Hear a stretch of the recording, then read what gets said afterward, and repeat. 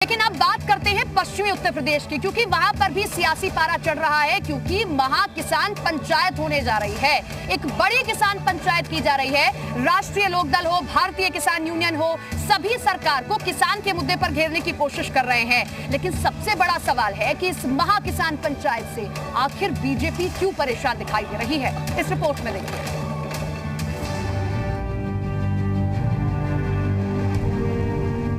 5 सितंबर को जब पूरा देश शिक्षक दिवस मना रहा होगा, तब पश्चिमी यूपी की सियासत चरम पर होगी। सरकार के नए कृषि कानूनों के विरोध में होने वाली किसान महापंचायत अपने आप में बहुत मायने रखती है। अगले साल होने वाले विधानसभा चुनाव में बीजेपी को सबक सिखाने और कई तरह के बड़े फैसले लेने को लेकर तमाम किसान संगठनों ने ये महापंचायत करने का ऐलान किया है। तमाम मुद्दों पर पहले भी कई बार महापंचायत आयोजित करने की परंपरा रही है। भारतीय किसान संघ की तरफ से बुलाई गई किसान महापंचायत मुजफ्फरनगर में राजकीय इंटर कॉलेज मैदान पर आयोजित की जाएगी। आयोजकों ने दावा किया है कि एक स्थान पर किसानों की अब तक की ये सबसे बड़ी सभा होगी। सरकार की जो किसान विरोधी नीतियां, खास करके 3 काले कानून, एमएसपी की गारंटी का सवाल और बिजली के निजीकरण का बिल के विरोध में जनता में नीचे है, पूरी आवाज है और ये पूरे प्रदेश में हर जिले में है। सरकार के खिलाफ बहुत लोग हैं और 3 काले कानूनों के खिलाफ लगातार 10 महीने से आंदोलन चल रहा है किसानों का। 500 से ज़्यादा किसान शहीद हो गए हैं, लेकिन ये सरकार उन्हें बदनाम करने के लिए तो काम कर रही है, तोड़ने के लिए काम कर रही है, लेकिन उन काले कानून जो किसान ने मांगे ही नहीं थे उनको नहीं वापस ले रही है। माना जा रहा है कि किसान महापंचायत यूपी में 2022 के सियासी समीकरण बदल सकती है। इस मंच पर हिंदू और मुस्लिम किसान एक साथ नजर आ सकते हैं और इसका फायदा विपक्ष को मिल सकता है, जो बीजेपी के लिए परेशानी का सबब भी बन सकता है। पश्चिमी उत्तर प्रदेश में जाट और गुर्जर की बहुलता के चलते इलाके को जाटलैंड भी पुकारा जाता है। पश्चिमी उत्तर प्रदेश के करीब 27 जिले ऐसे हैं जहां जाट और गुर्जर निर्णायक हैं। उत्तर प्रदेश में जाटों की आबादी 6 से 8% बताई जाती है, जबकि पश्चिमी उत्तर प्रदेश में वो 17% से ज्यादा है। ऐसी 18 लोकसभा सीटें हैं जहां जाट वोट बैंक चुनावी नतीजों पर सीधा असर डालता है। विधानसभा की बात करें तो 120 सीटें ऐसी हैं जहां जाट वोट बैंक असर रखता है। फिलहाल संसद में सिर्फ 4 सांसद उत्तर प्रदेश से हैं। विधानसभा की बात करें तो फिलहाल 14 जाट विधायक हैं। लोकसभा सीटों की बात करें तो मथुरा में 40%, बागपत में 30%, सहारनपुर में 20% जाट आबादी है। किसानों में लगातार केंद्र सरकार के खिलाफ आक्रोश पनप रहा है। हरियाणा में इसी सप्ताह किसानों पर हुए बर्बरतापूर्ण लाठीचार्ज के बाद मुजफ्फरनगर की किसान महापंचायत को धार मिलनी शुरू हो गई है। 2022 में यूपी में होने वाले विधानसभा चुनाव में अब लंबा समय नहीं है। यूपी के बाद उत्तराखंड, पंजाब और हरियाणा में भी चुनाव होंगे। ऐसे में किसानों की इस महापंचायत में जुटने वाली भीड़ और यहाँ से निकले संदेश यूपी की सियासत का रुख तय करेंगे। महापंचायत के बहाने जाट मुस्लिम एकता दिखाने की कोशिश भी होगी। राजनीति का इतिहास तो यही कहता है कि पश्चिमी उत्तर प्रदेश में जब जब जाट और मुस्लिम साथ रहे हैं, तब तब बीजेपी की राह आसान नहीं रही। पश्चिमी यूपी में मुसलमानों का सियासी समीकरण भी समझिए। पश्चिमी उत्तर प्रदेश में मुस्लिम आबादी करीब 35 से 50% है। जाट और मुस्लिम समुदाय करीब 100 सीटों पर निर्णायक भूमिका में होते हैं। साफ है कि जाटलैंड कहे जाने वाले पश्चिमी उत्तर प्रदेश में अगर जाट और मुसलमान एक हो जाएं तो बड़ा सियासी उलटफेर कर सकते हैं। महापंचायत के बहाने किसान नेताओं और विपक्ष की भी यही रणनीति है। टिकैत बंधु और जयंत चौधरी इसी कोशिश में लगातार जुटे हैं। पश्चिमी यूपी में एक मशहूर कहावत है, जिसके जाट उसी के ठाट। इसकी कहानियां चौधरी चरण सिंह और महेंद्र सिंह टिकैत से जुड़ी हुई हैं। ठाट भी ऐसे कि किसान नेता एक दहाड़ लगा दे तो यूपी के मुख्यमंत्री सिसौली गांव दौड़े चले आए और बड़े चौधरी साहब के बिना केंद्र में सरकार बनाना भी मुश्किल हो जाए। इन दोनों नेताओं ने जाटलैंड में धर्म जाति से मुक्त जाट और मुसलमानों का एक मजबूत समीकरण बनाया। हालांकि 1992, 2002, 2013 वो साल रहे जिसकी तस्वीरों ने पश्चिमी यूपी में संप्रदाय मुक्त किसान समाज का सपना धुंधला कर दिया। पहले की परंपरा की बात करें तो किसान नेता रहे महेंद्र सिंह टिकैत के नेतृत्व में पश्चिमी उत्तर प्रदेश में कई बार महापंचायत बुलाई गई और उनमें जो फैसले हुए वो समाज के बीच माने गए। अब 5 सितंबर की महापंचायत का ऊंट किस करवट बैठेगा, ये देखने वाली बात होगी। ब्यूरो रिपोर्ट, जी मीडिया। कहते हैं मुख्यमंत्री योगी आदित्यनाथ विपक्षियों के वार से पहले उसका पलटवार खोज लेते हैं और कुछ ऐसा यहाँ पर भी हुआ है, जहां विपक्षी ये कोशिश कर रहे हैं कि किसानों के मुद्दे पर सरकार को घेरा जाए, उससे पहले ही योगी सरकार ने किसानों के लिए खास पिटारा खोल दिया है, राहत दी गई है। क्या क्या राहत दी गई है वो हम आपको ग्राफिक्स के जरिए बताते हैं, किस तरीके से योगी सरकार किसानों को खास राहत दे रही है। किसानों को खुश करने के लिए बड़ा पिटारा खोला गया।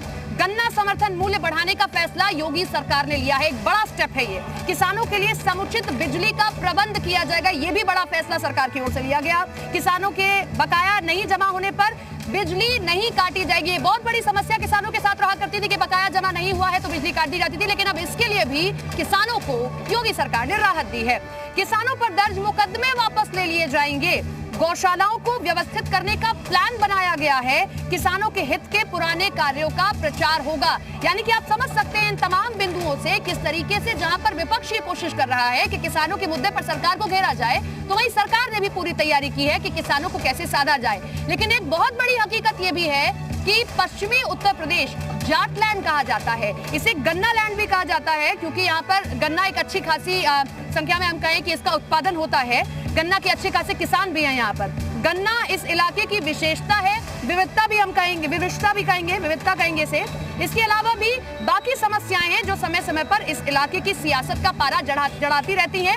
और क्योंकि गन्ना किसानों को राहत दी है, किसानों को राहत दी जो कि बिजली का इस्तेमाल किया करते थे, तो एक मास्टर स्ट्रोक सरकार का भी हो सकता है, जहां विपक्ष ये कोशिश कर रहा है कि सरकार को इस पर घेरा जाए।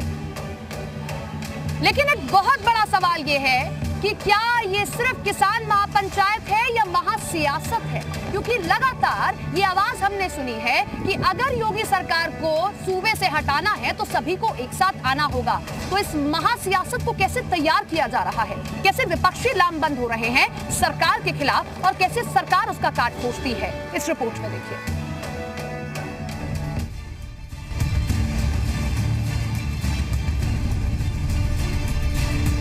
5 सितंबर को मुजफ्फरनगर में होने जा रही किसान महापंचायत यूपी में 2022 के सियासी समीकरण बदल सकती है। इस दिन मंच पर हिंदू और मुस्लिम किसान एक साथ नजर आ सकते हैं। किसानों के मंच पर हिंदू मुस्लिम एकता को लेकर जहां बीजेपी बेचैन है, तो वहीं विपक्ष बीजेपी को घेरने की रणनीति पर काम करने में जुटा है। किसानों में लगातार केंद्र सरकार के खिलाफ आक्रोश पनप रहा है। हरियाणा में इसी सप्ताह किसानों पर हुए बर्बरतापूर्ण लाठीचार्ज के बाद मुजफ्फरनगर की किसान महापंचायत को धार मिलनी शुरू हो गई है।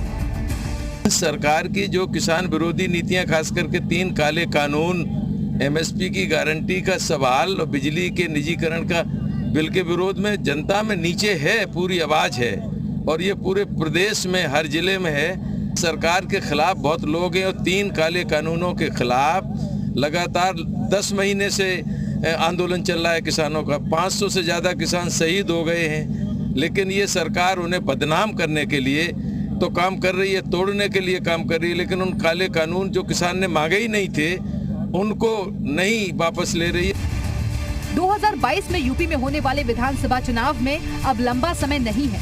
यूपी के बाद उत्तराखंड, पंजाब और हरियाणा में भी चुनाव होंगे। ऐसे में किसानों की इस महापंचायत में जुटने वाली भीड़ और यहाँ से निकले संदेश यूपी की सियासत का रुख तय करेंगे। इस महापंचायत को किसान संगठनों के अलावा बीजेपी विरोधी खेमा भी धार देने में लगा है। सपा पहले ही किसान महापंचायत को समर्थन देने का ऐलान कर चुकी है।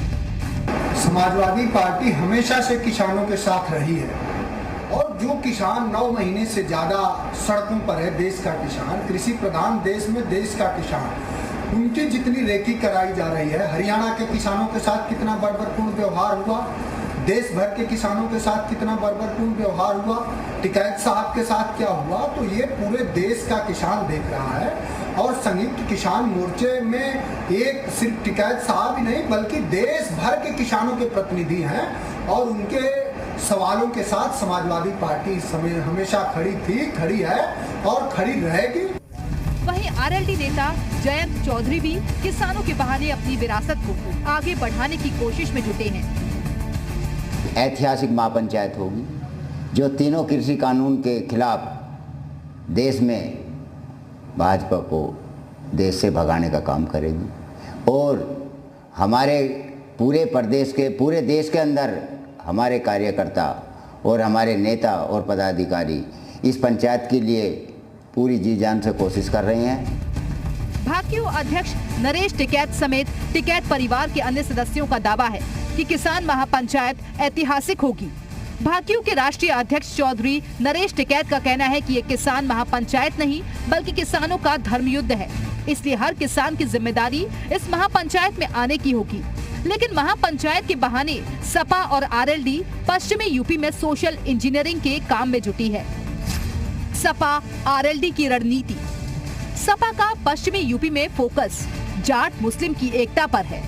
जाट मुस्लिम एकता के लिए भाईचारा सम्मेलन आयोजित किया गया। आरएलडी भाईचारा सम्मेलन के बहाने सियासी समीकरण को दुरुस्त करना चाहती है। सम्मेलन में गुर्जर, कश्यप, सैनी और ब्राह्मण समुदाय के लोगों को भी जोड़ा जा रहा है। पहले की बात और थी, लेकिन अब किसान आंदोलन का रुख पूरी तरह से बदल चुका है। पहले किसान अपने आंदोलन में किसी राजनीतिक दल को आसपास भटकने भी नहीं देते थे, लेकिन अब किसान आंदोलन को पूरी तरह से विपक्षी दलों ने हाईजैक कर लिया है। इन बदले हालातों के साथ किसान आंदोलन ने भी एक नया रूप अख्तियार किया है, जिसके पीछे विपक्षी दल हैं और सामने योगी सरकार। आंदोलनरत किसान नेता राकेश टिकैत महापंचायत को लेकर उत्साहित हैं, लेकिन अभी इसके मायने क्या हैं? क्या किसानों के जरिए राजनीति के तरकश में नए बाढ़ तराशे जा रहे हैं? अब राकेश टिकैत और उनके लोग 5 सितंबर को रैली के बाद यूपी में आंदोलन करने की आवाज बुलंद कर रहे हैं। सवाल ये उठता है कि क्या किसान आंदोलन के जरिए अब यूपी का चुनाव साधने की सियासी कोशिश शुरू हो गई है और किसान आंदोलन भी उसी का एक हिस्सा बन गया है। बीजेपी भी कुछ ऐसे ही आरोप लगा रही है। किसान आंदोलन के नाम पर जो कुछ लोगों ने अपनी राजनीतिक दुकानें खोल रखी हैं, जिनके पीछे पॉलिटिकल मोटिव है, वो भी उत्तर प्रदेश में कोई असर नहीं दिखा पा रहे हैं। केवल कुछ छिटपुट स्थानों पर कुछ थोड़ा सा प्रयास किया है किसान आंदोलन के नाम पर, जिसका पीछे पॉलिटिकल ताकतें हैं, लेकिन पूरे उत्तर प्रदेश में आज किसान आंदोलन का कोई प्रभाव नहीं है। इसलिए वो कितना भी प्रयास करें, कोई भी पंचायत बैठाने की कोशिश करें, उत्तर प्रदेश में किसानों के नाम पर बरगला करके वो सरकार को बदनाम नहीं कर सकते।